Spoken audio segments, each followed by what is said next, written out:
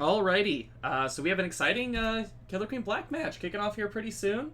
Barry Brethren versus Desk Duty. Thanks for tuning in, everybody. Very excited about this match. Barry Brethren is coming in 2-2 this season versus Desk Duty's 1-3.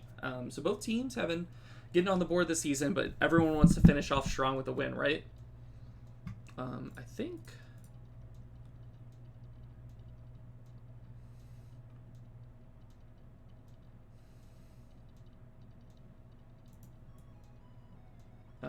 teams are getting pretty ready here, and I think they're gonna, yeah, it looks like they're gonna start here any moment.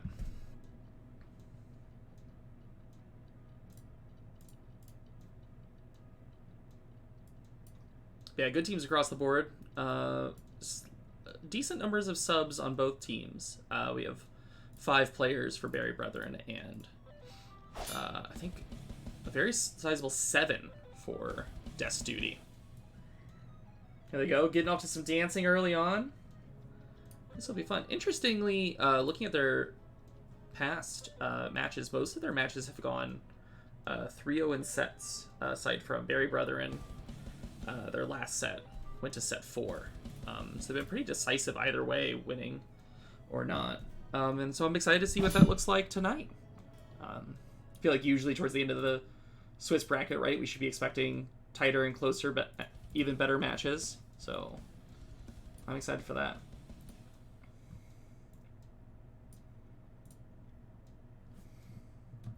All right, Black Queen's Keep. Desting followed by a pod. All right. Love to see an early Black Queen's Keep.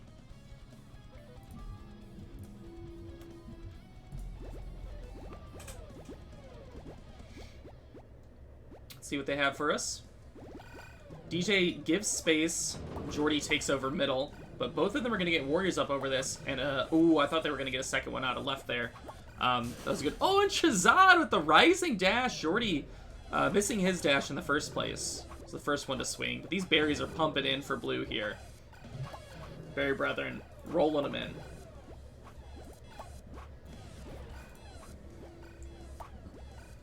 Yeah, Destiny stabilizing here, getting better control over that hive space, but even with that one queen, unless they can get Jordy on last life, with one berry out, Jimbo making these in regardless. Oh, beautiful work there.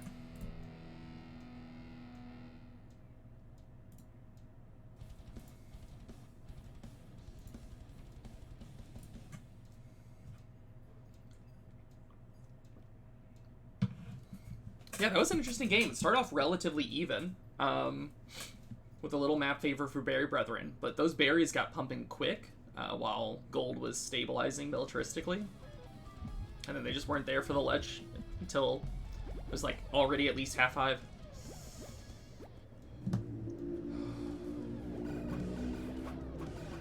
Great crossover from Jordy. The blue drones do a good job of staying alive. Jordy winning the rotation on the wrap there. Shazad comes in for the cleanup. Goes down, though. So now it's... Ooh, I thought Jordy was going to get a mail slot kill right there and put this queen on last. Jordy's looking for it. Tons of pressure here. With Jimbo getting up super. Respectable sword and board up for Captain Falcon.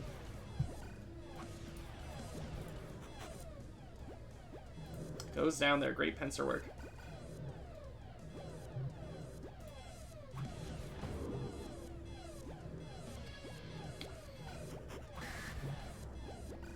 Yeah, this snail is dangerous, too. Falcon can't do a lot here, but... I mean, Mace is probably the best thing to be in this situation. Aside from, like, speed base, obviously, but... you just surprisingly do very well against boards and supers. Jimbo's struggling to get in there. Oh, does get the kill there.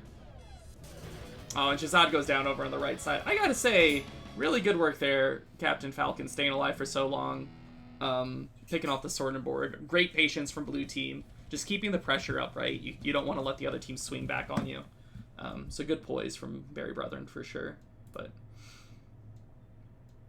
I wouldn't have felt confident if it was me. If I was hanging out, solo mace, couldn't do it. Great work, Captain Falcon.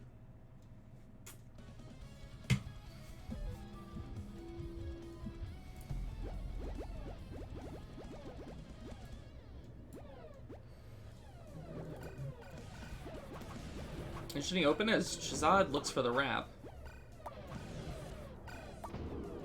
Blue team up 2 warriors to 1. Oh, and a good pincer over at left gate between Dakota and Jimbo. Gold team wiped and they picking up that kill. I think that's called a triangle. Not sure. Ooh, Jordy punching right on spawn. Everyone just hunting down DJ Chazad and inside out going for these berries here, getting half hive. But there is the military victory. Pretty decisive 3-0 to the first set.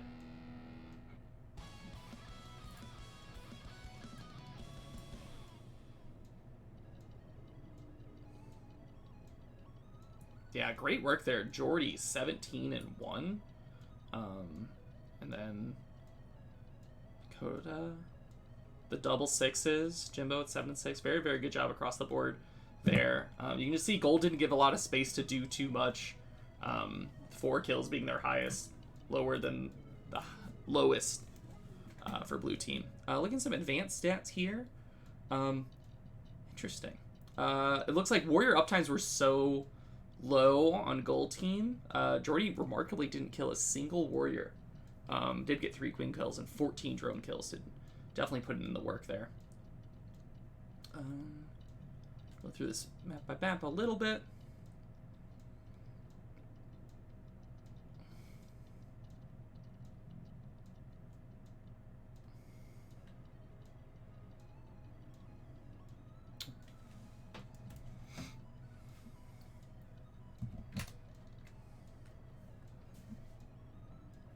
Yeah, definitely a very strong match. Start to the match from Barry Brethren. Great work for them. Good poise across the board. I'm interested to see how Death's Duty responds. If there's anything that they intend to switch up to make a bigger impact moving forward.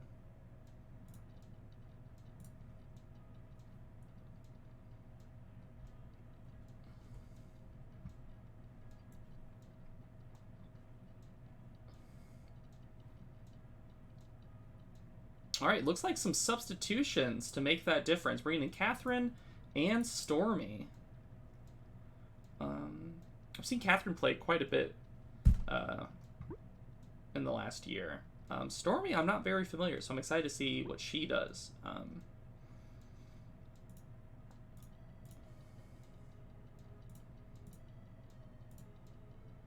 That would have been subbing out Captain Falcon and Eric Herbosa. Blue team persisting, same crew of people.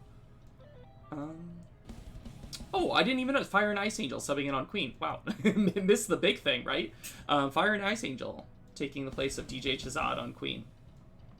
I haven't seen Fire and Ice Angel Queen in a long time, so that is also a very, very exciting prospect.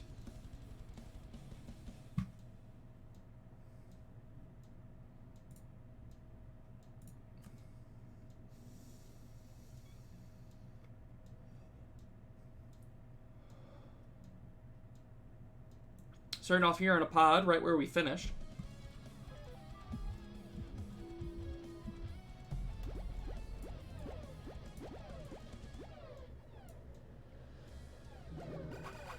Fire and Ice retreating to near gate and then crossing to far.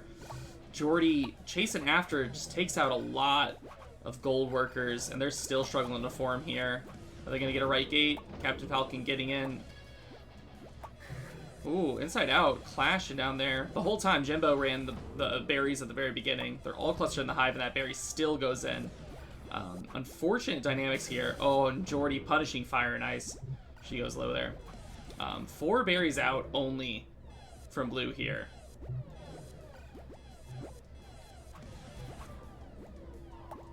Oh, Jimbo knowing the speed ricochet throw. Oh, it stuns the Queen, and then Jordy picks up the kill. This is a tough place to be in for gold. Queen's on last. Jimbo gets up, and then Fire and Ice goes down. Jordy, is that a hat trick? Yep.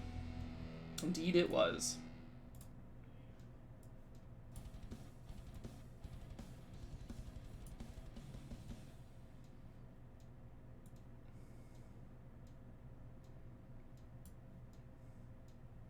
Yeah, we'll say so far, Berry Brethren are just intensely defining the tempo and pacing of the game. That the game is being defined by the actions that they're taking, which is like always the position you want to be in, right?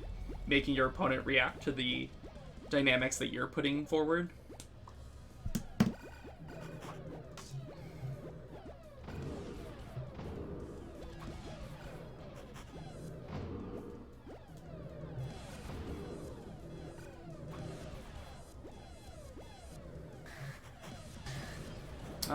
Oh, yeah, and then just getting tons of mill up, pushing this super snail forward also. Oh, but look at that! Fantastic pincer there from Captain Falcon and Fire and Ice, taking out everybody, including the super drone.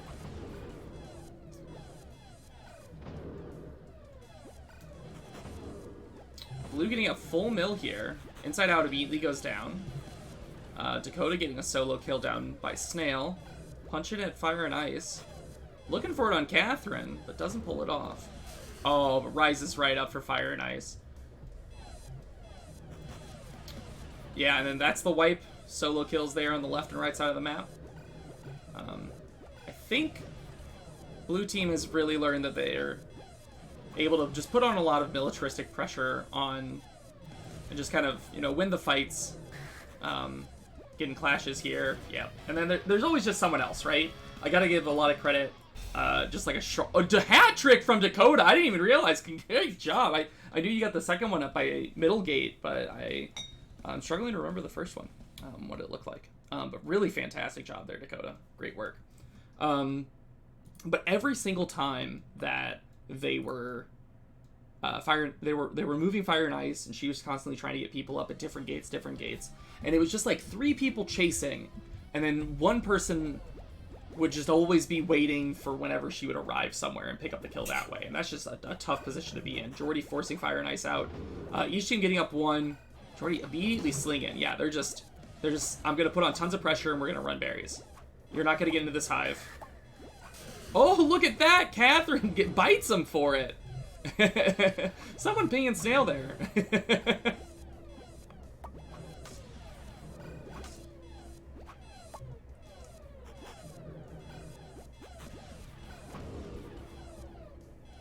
Yeah, this is so interesting. I like this response from Death Duty. Get the full mill up and just stabilize, right? They've had... Oh, and look at that! Jordy's on last life. I mean, they've had issues just being stable. And making sure things didn't go wrong. But now they're stopping these berries, and they're getting the last kill. Catherine with the brace, 2 kills to put them on the board. That's a map. I love that. Love to see it. I got Jordy on last, and just kept applying that. Or they wiped the team, kept applying the pressure, got Jordy on last, and they capitalized. Really impressive pressure, honestly.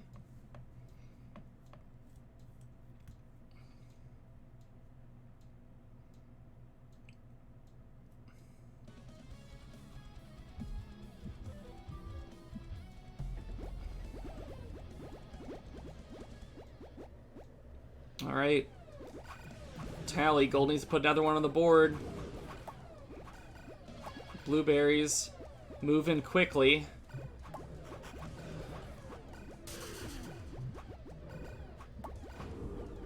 Yeah, even with that queen kill, these berries are just flooding in. I mean, it might be the same response as last time, but they don't have nearly as many mill.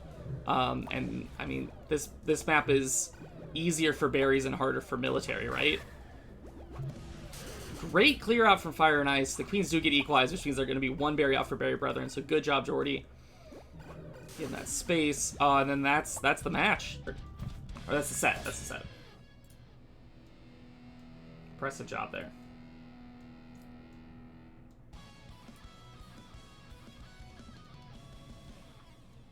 Yeah, let's see here. 26 and 6 from Jordy. Really good job. Dakota, 11 kills, 14 berries. Notably low deaths from Dakota and Jimbo, notably high kills from Inside Out, high berries from Jimbo. Gold on the board more than ever. I think what's going to be most interesting looking at this look at when you look Catherine with 2 queen kills, huge step up from last set, definitely helped them take that one map. Dakota had the respectable 3 queen kills. The queens killing each other an equal number of times, 4 and 4. But you can just see formations are really low on gold still. Well, not that much lower, 6%, 6 to 7% in each spot. But yeah, really good maps here across the board. I still think it's Berry Brethren has just been applying so much pressure. You know, you can kind of see like the BQK, their berries, you know, were a little stagnant because BQK can be hard to get them on than say Tally. But the stall strategy that Death Duty's moved to just didn't get up and running soon enough on Tally. They never had like enough military to support it. And then on top of that, you got to deal with the issue of just it's a berry map, and it's really easy to get those berries in. And we have Nara rotating in.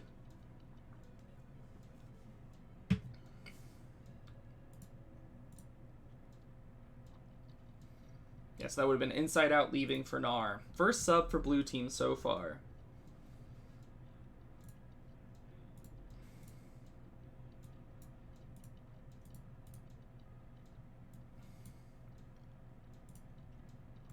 Nar raises the bar. You were right, lunch meat.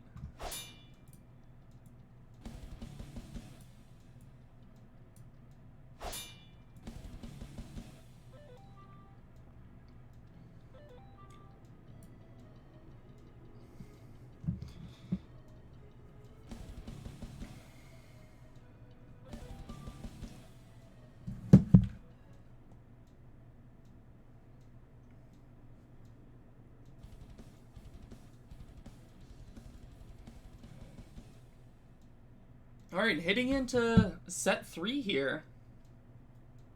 It's a match set. Turn off on Split Juniper. This is our first Split Juniper of the night.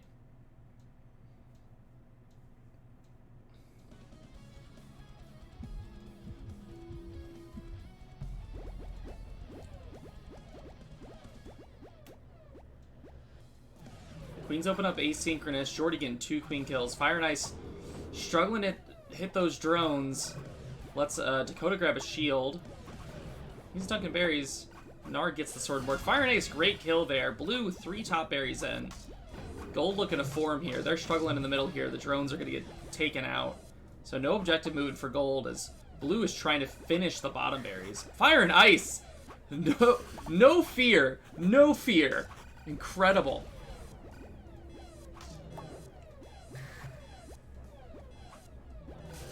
Ooh, and Fire Ice go down on last life with a great pincer in the bottom right. Yeah, Eric poisoning all the berries. Good point at the top there. Oh, and Jordy with a long dive catching Fire and Ice.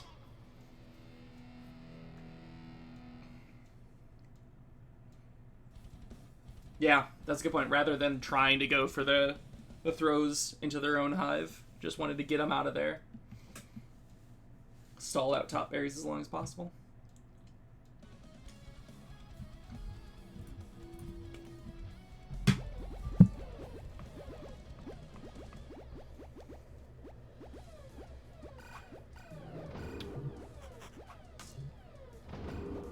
Gold immediately moving Snail as they get a mace up to escort it and kill the shield drone. They do lose their sword there. And now there's a sword board up for Berry Brethren. So they had something really good going there for a minute. Snail is still far for them, but I just fear that these warrior formations are pretty big for Berry Brethren. Just picking up a kill from Dakota there. Just the Glock and block, the sword and board. Oh, the Glock and block goes down. Great job there. Oh, and back there the other way. So Dakota only one up now. Sword and board. Jimbo pulling the Snail back. This is kind of what I was saying is I just kind of figured that the Snail would get to move back because of how much more military Berry Brother had to control it.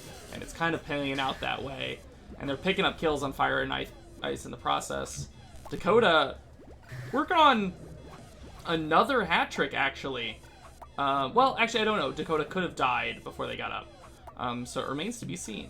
But definitely has gotten 2 queen kills. In that clash there also. These long shots for Dar. Jordy takes out Fire and Ice in the middle. Yeah, I mean, there was just so much military. That was Dar's second shield gun of the map. It's tough to deal with. It was a good early snail push from them, but they didn't get to capitalize on it too much.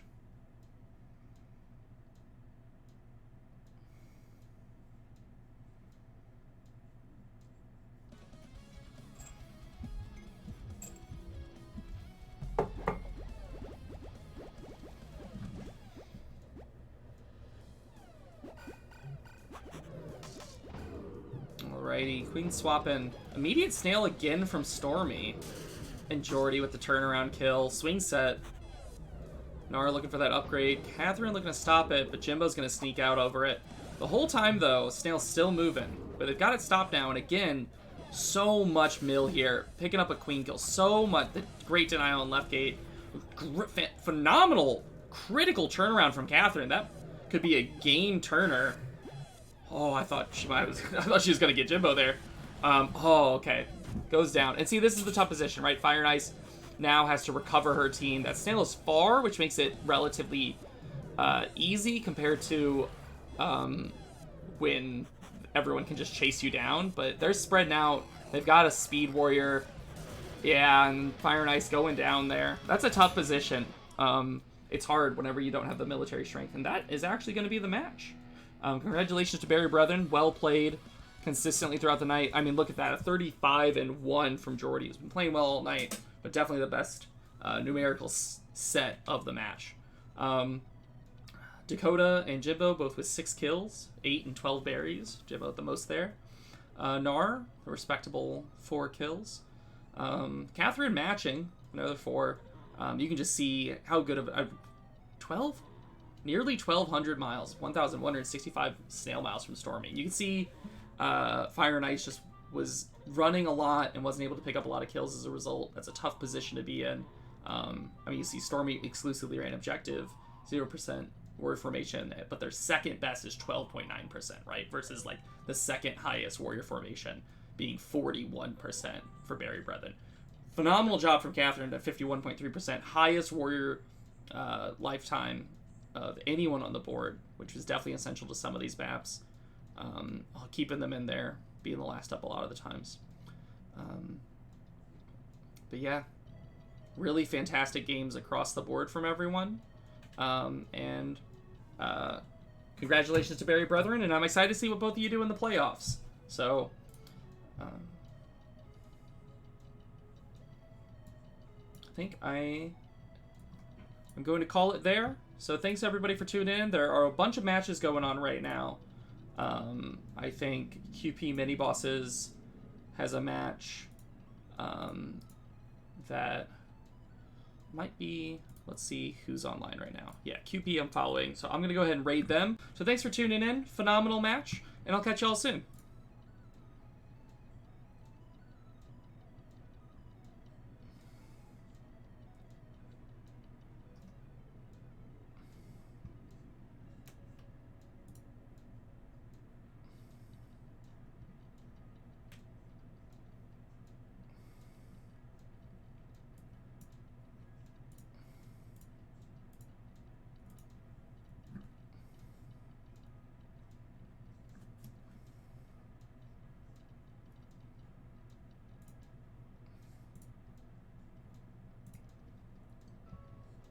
Finally, yeah, full set here. 70%?